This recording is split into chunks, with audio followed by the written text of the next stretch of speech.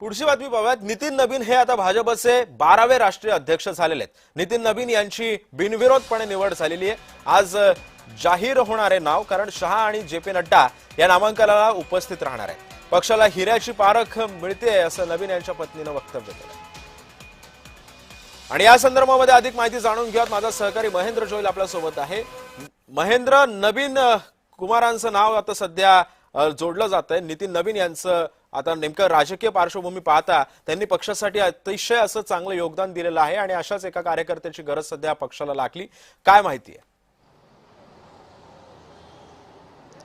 नक्कीच सिद्धेश, नितीन नबीन हे आता राष्ट्रीय अध्यक्ष होणार आहेत। काल दिल्लीतील पक्ष मुख्यालयात या सगळ्या संदर्भात राष्ट्रीय निवडणूक अधिकारी के लक्ष्मण यांच्या ज्या त्या मार्गदर्शनाखाली या सगळ्याची निवडणूक झाली। त्यामध्ये नितीन नबीन यांचं नाव फक्त ते एकट्याचंच नाव फक्त या टाकी प्रस्तावित करण्यात आलं होतं आणि त्यांना 37 नामांकन पत्रे ती दाखल करण्यात आली होती। त्यामध्ये नितीन नबीन यांचं नाव जे ते फायनल करण्यात आलं आणि याची औपचारिक घोषणा आहे ती 20 तारखेला करण्यात येईल।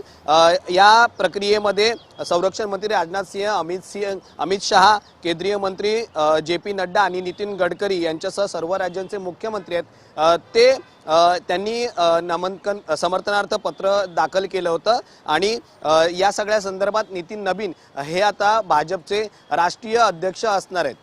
नक्कीच धन्यवाद महेंद्र, तू दिलेल्या या सविस्तर माहितीबद्दल। आपण पाहतो नितीन नबीन यांची बिनविरोधपणे निवडून त्यांना देण्यात आलेला आहे।